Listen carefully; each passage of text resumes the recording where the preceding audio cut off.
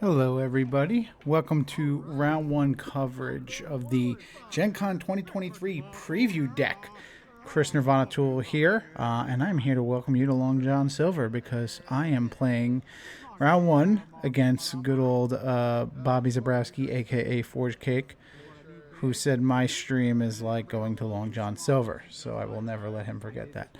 Couldn't even pick a good fast food restaurant. So anyway, come all the way to Indianapolis to get paired against my Jersey brethren round one. He is rocking his loyal dwarves over there, and I am rocking the mercenaries. So we're going to take a closer look. For those who are not aware, these were the Kingswood edition, aka 5th edition. These were just a little preview into some of the new cards that they have coming out. They're not finalized. They all say like test image on them. And they did a tournament at Gen Con. This is the start of they actually did two events and had both of those kind of merge into one cut, which is pretty cool.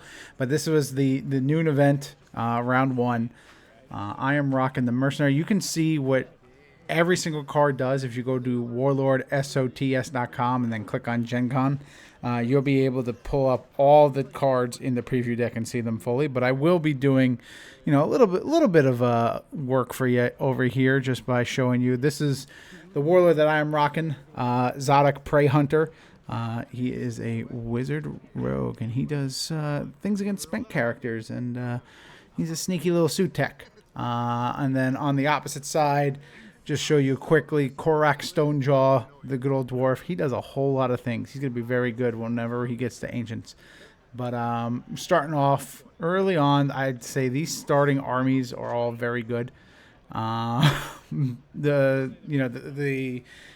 what I can do actually is let's make this little dwarf go away for a bit. I can show you just a little bit of what I got cooking over here with the level 1. So the suit tech, I ended up picking this because Josh told me that there was only one Merc and one Norfolk at the time, because I asked him, who is the least represented? And he goes, Merc and Norfolk each have one. Play the Merc, it's fun. And so I did. But that's how I ended up here, and I do not regret my decision. But this guy's a big part of me not regretting this decision. He's just a solid starter. Spends the opposing character after they die. So it's very good. But even that, 12 AC plus 2 attack, it's all very good. But here, just like in just any other card game, you see us exchanging blows in the beginning of the match. I'm actually asking a weird rules question, which kind of came up, obviously, with his Warlord being able to defend. The question I had was regarding Sutek Razorclaw, whose melee strikes may target an additional rank away. I was curious if he can defend that. But because Sutek Razorclaw does not say he can only target spent characters, he is a legal target for the defend. And because of that, I was able to get a nice cheeky wound on Korak, and then he sacrificed to another. So he's protecting his starting army in order to just kind of maintain board position, but at the cost of putting wounds on his Warlord. So seeing that, I kind of assume maybe he's got healing, he's got Holy Might, he's got Atone, he's got things like this. And sure enough, here's a Holy Might right away. And knowing Bobby, he wants to get his Warlord up to the front turn 1. And he's got good old Lightbearer over there, who I'll be able to bring up for you in a second. Target a wounded dwarf character, unstun the target. So his plan here, since I was able to get second wound on there, that's why he sacrificed. Stun all the way up, use Lightbringer to unstun, and then start doing everything that this dwarf deck is supposed to do. So that's really his plan here, and it's kind of working out for him. But to me, I'm also okay with attacking, just going at him. I mean, that's my plan, just to kind of see what's going on. And here I'm just trying to take out some of these guys, and I'm able to do some extra woundage thanks to a new item, which we have, a little Sutek Shanker over there. After you perform a melee strike that hit, if the target is spent, target must succeed with the poison save, DC 12, or suffer a wound. And then when that dies, it gets equipped. So got a lot of mileage out of this card throughout the tournament. It was very good. And then we're going to have to show what that card is, even though I don't believe it's successful. Nope, I missed. But That was a key card in the Suit Tech deck.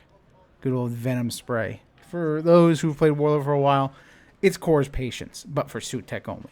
And in this format with these decks, this card was valuable. It was pretty much a defining card against the Free Kingdom for sure, which we saw a lot of. And I apologize, the video file skipped a little bit here, so if you saw some glitch, don't worry, it wasn't on you. That was on me.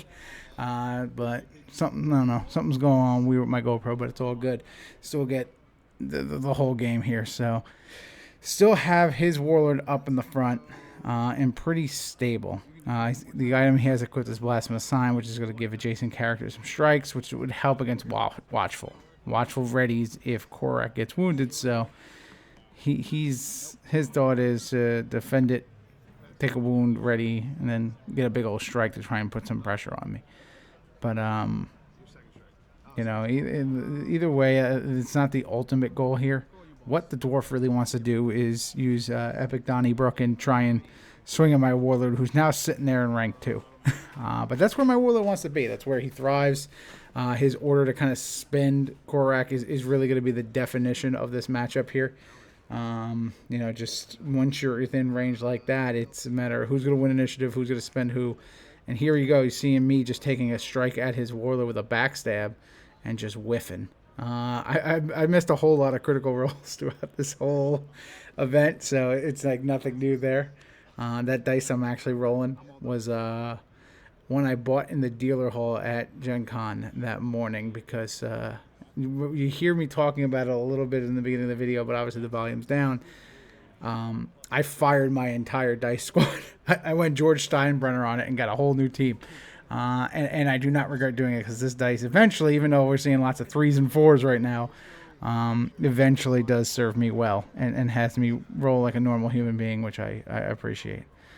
Speaking of rolling like a human being, Bobby is really aiming for the middle gap in between our playmats, but all 3 of those would have hit anyway. Well, typically all 5, because it was a leaner on 2 different ones. But so he swings at Watchful. He didn't have the Donnybrook, or either that or he's slow playing it, which either way is fine, but I don't think he would have slow played it, so I think he just doesn't have it.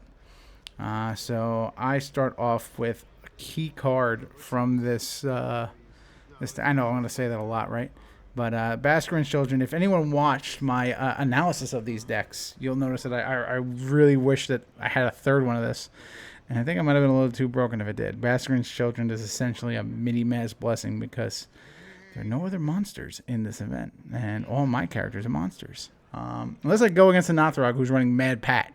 He's a monster. He would also get some bonuses. But this card just instantly stabilizes you for the turn and gives you all the extra beef that you need in order to withstand a whole bunch.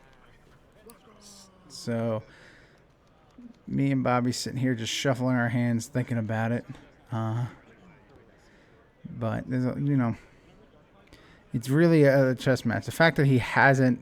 Oh, it's actually my turn, I guess. Lost track of it. But not having Donnybrook now, it's a matter of navigating. And this is, round 1. I still am not 100%, sure on exactly what this deck is and how it works. So I'm just kind of really just doing things, and let's see what happens. So I'm dropping Sutatra. Bobby's throwing Chant. He's going to give his... If anything, it's decoy, but best case scenario, it's going to make me miss a strike that I would otherwise hit, and that's kind of how you tilt your opponent. But I got my Warlord teleports Sutatra forward. That's an OG Sutek for those. And now Stonejaw's got himself a Dueling Saber, so he's ready to kind of start putting a lot of pressure on my ranks. And I answer his Dueling Saber with a soft leather armor. My favorite card ever. Don't worry, we'll take a look at that later. Otherwise, we just see... we got a fun card that Bobby put on that doesn't really come into play. Strong Arm Stout. This is actually an interesting little... I love how we call it a potion. It's just a beer. But you can destroy it to have each player draw a card, and then this fighter will gain... +2 attack and 1 HP for each. So essentially 4 attack and 2 HP whenever it's used. It's a really cool card, really good design. I like it. But here I go, using my Warlord's ability instead of spending him. Oh, actually, yeah, I had to spend him. I do use it. So I spend him and take a wound.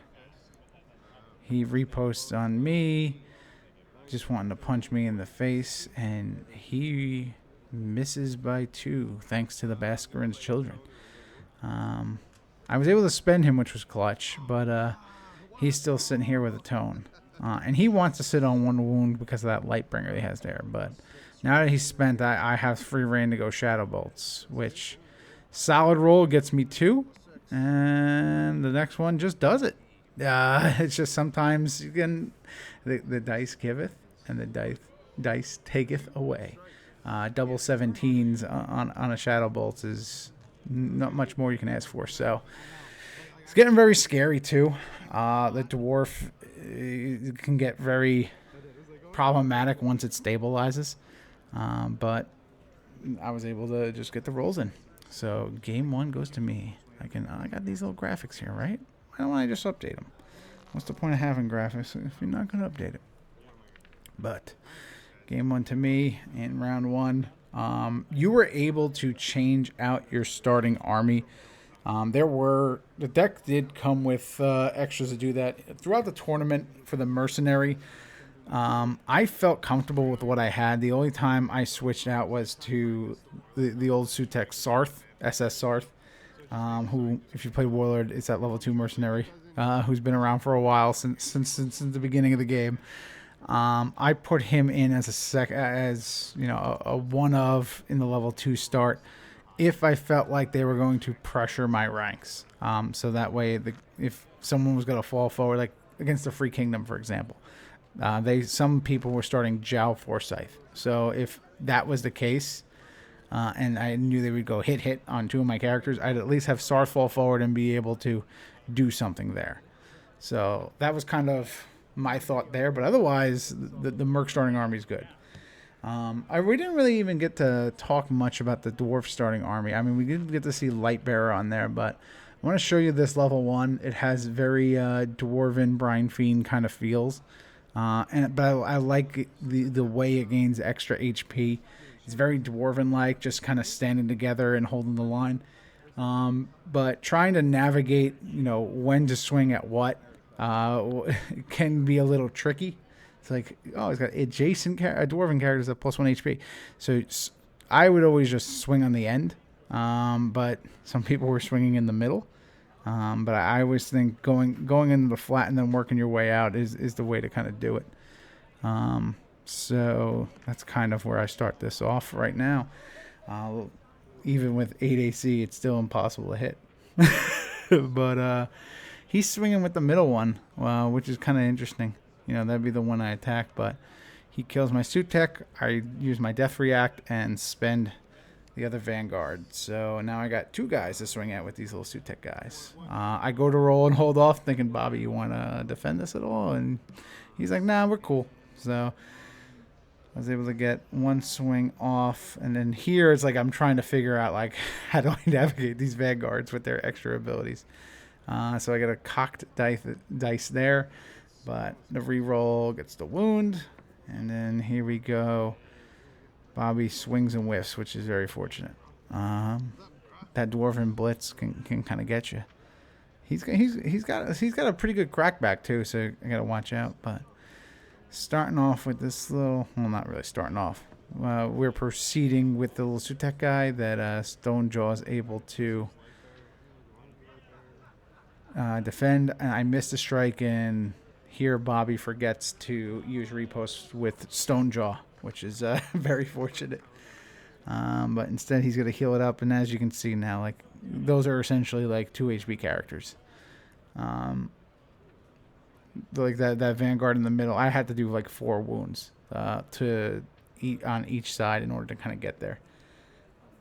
But I started off going 1, and then see, I'm still here. Like I don't really trust myself with what it is, so I kind of thinking about it now. Bobby remembers repost here, goes for it. Still don't know. Oh wait, I almost got rid of the wrong one. Here it's like I don't know if Bobby forgot to repost the first one or we're just planning on killing that level 2. But we keep rolling in that little track. But now that he's got to stay there we go. We close it up. But once he was able to kind of kill that character with the repost, he's using Lightbearer aggressively, which is something the Dwarves aren't used to. He's using those level 2s to get some strikes off and try and put some early pressure on me, put me on my heel, and then, you know, that gives him time to stabilize while I try and recover. But I drop a Sarth, just, you know, that's my alternate starter. Now you all will recognize the art there. But then Watchful comes out. He kept drawing Watchful, and I kept thinking that Watchful was like Watcher, the one that ignored Planner, so I wasn't worried about it. And then constantly I kept... I just kept accidentally readying him, but good old Talon comes on down. Talon is definitely an OG from Southern Kingdoms, one that Bobby has killed a lot of warlords with. So I decided, let me remove him from the equation, which is silly in hindsight now. At this time, I didn't realize the value of Venom Spray, but I was just like, let me just get Talon off the board. It was purely a gut reaction to the history of Bobby with Talon. I did not want to be added to the list. But I'm able to drop right now one that I got a lot of mileage of throughout the tournament. Good old Hunt Leader Scum down here. I love the name, but his react or after he moves, it's just so good.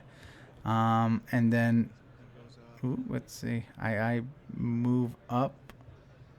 I'm trying to figure out how to do this, and then I fall forward. Actually, I don't fall forward. I bring Stash forward with Scum's react. Because after he moves, which includes falling forward, he can pull any suit tech that was in the previous ranks to him. So theoretically, you can teleport to 2 if you have an illegal rank, fall to 1, and then you can bring everybody to the front rank if you want. I tried to set that up a few times. It's just obviously a little harder when you have people trying to kill your armies. So it's not perfect, but either way, he's still super good. And here... thinking about putting that good old Stash up there with his soft leather armor. Just, let me hold the ranks. Gives him 15 AC, 2 HP. And then my thought is keep Scum back in case I need to come to the front. But otherwise, for the most part, Bobby's should be very happy with turn 1. I'd say he won the exchange there. It took Talon away for a turn. Now we go to initiative. It comes to me, and I start us off with the Basquin's Children, just to make it a little bit harder for him. That'll slow down his progression. Because now he's got to swing at a 16 AC. He has second thoughts. He's like, oh, I got to put the brakes on here. Your army is actually very formidable right now. So he's got to think about it.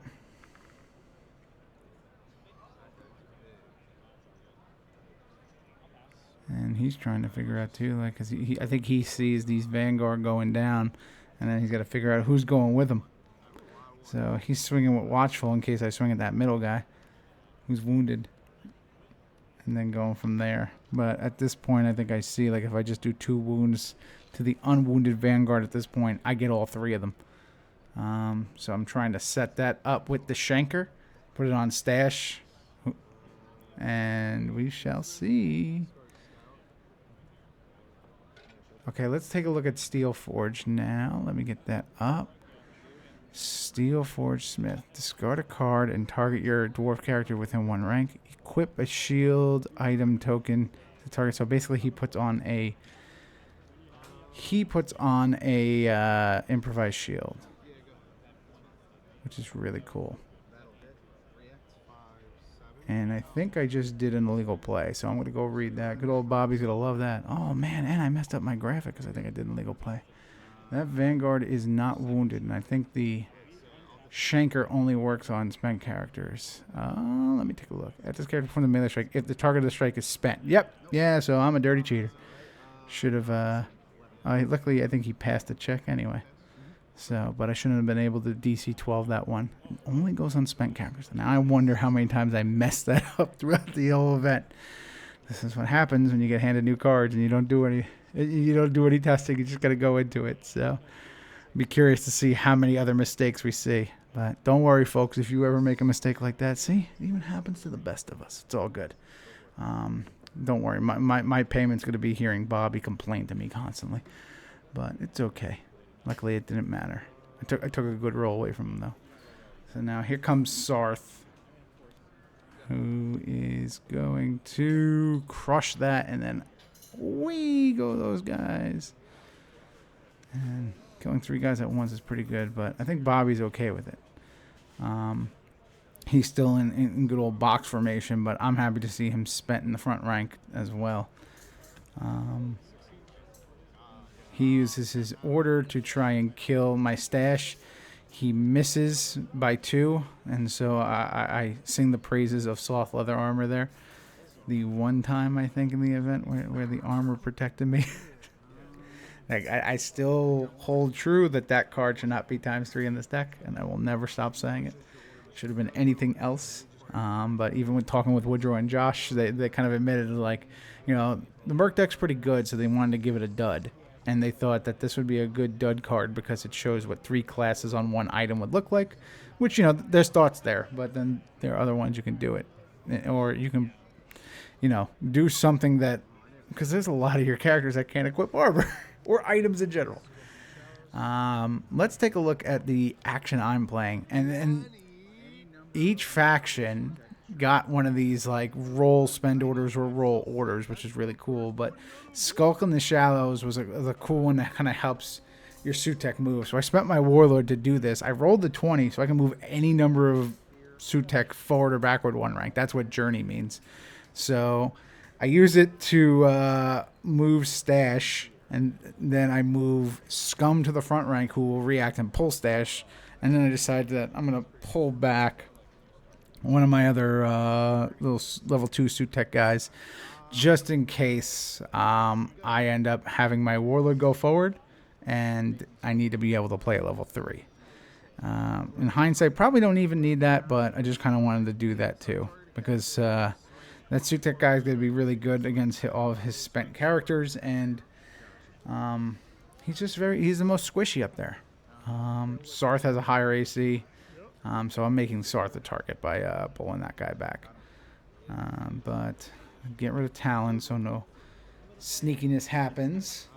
And Goad comes up. And we see him using Goad's ability, which, you know, his ability is exactly how it sounds. You know, just goads me into doing a strike. I do it, and then Goad gets to perform a strike with advantage afterwards. The key is to try and kill Goad, but he can just defend it with Stone Jaw because it doesn't have to target Goad. You just do a melee strike, so it's a legal target to defend. It's a pretty cool card. So here we go, rolling advantage. Advantage is rolling 2 dice and picking the most advantageous for you. In the case of... The only reason that matters is if you are playing against planar creatures and you need even. If you roll like a 17 and an 8 and you need the 8 to hit, but a 17 is the higher number, you don't take the 17. You take the 8. It's advantage after all. So we see... I killed Goad. I don't even know what I used for that. Oh, I think I just attacked with a guy. 2 strikes here. Just let me clear off the army and leave him by himself. And now seeing this as it plays out, it's kind of a miscalculation on my point.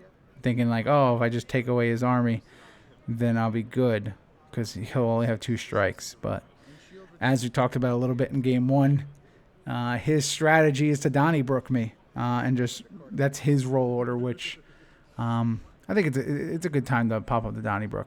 Because I think this is probably the strongest card in these sets. The little preview decks. This is the one that's surely going to change. But I'm showing the Donnybrook as I show my Warlord taking the order to go the extra rank and backstabbing him, which is good. So he uses the shield from that little Steelsmith guy to reduce it. It takes 1.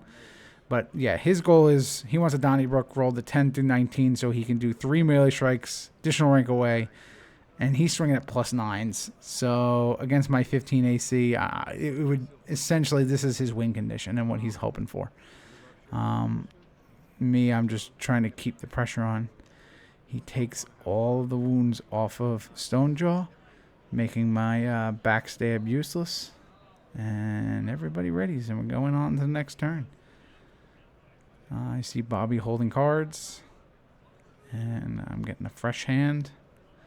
And this ends up being a very fortunate situation for me. Win initiative with a 17. Use the Venom Spray on his Warlord. 16 AC plus 5. And looking for a 50-50 shot here, and I get it with the 16.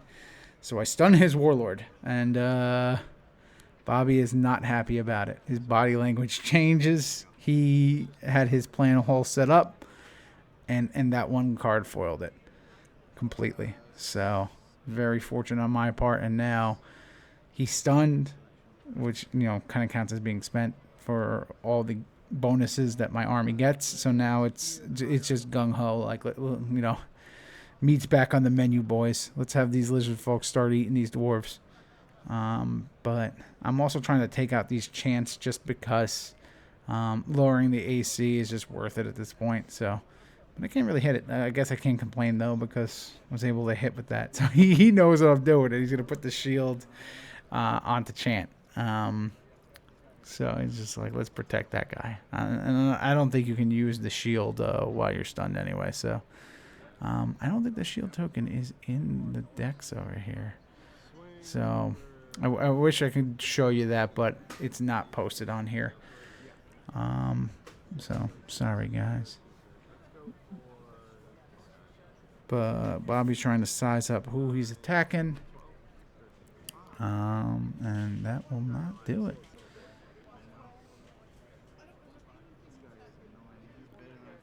So I decide, let me take a step back, figure this out. Let me drop Sarth. I didn't want to get in a situation where I couldn't play my character.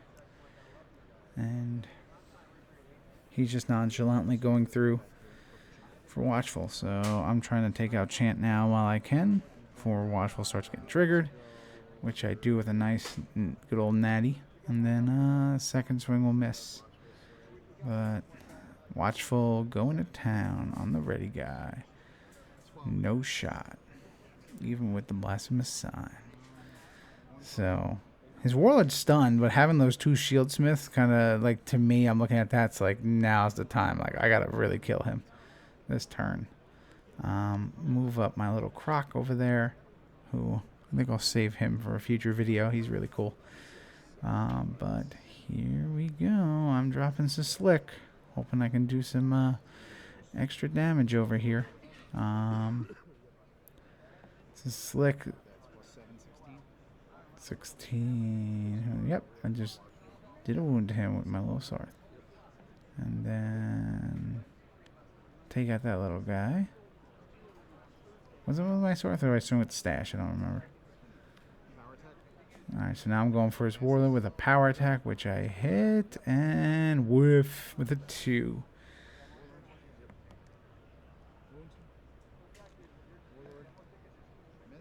So 2 more strikes going at him. Just really trying to do as much as I can. Nothing.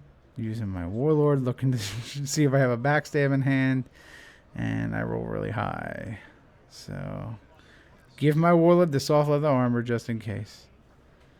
But that, you know, having his Warlord spent with 3 wounds on it, to me it's initiative's key, so he doesn't get a shield, and then I don't have to worry about it. And Bobby's talking about his hatred for Venom Spray right now, talking about how it should spend instead of stun. That would give him the out to still Donnybrook me, which he's not going to get. So he rolled a 2 for initiative, and my 11 gets there. So time for my Warlord to do that thing. And actually, I just have Stash go ahead and take a swing.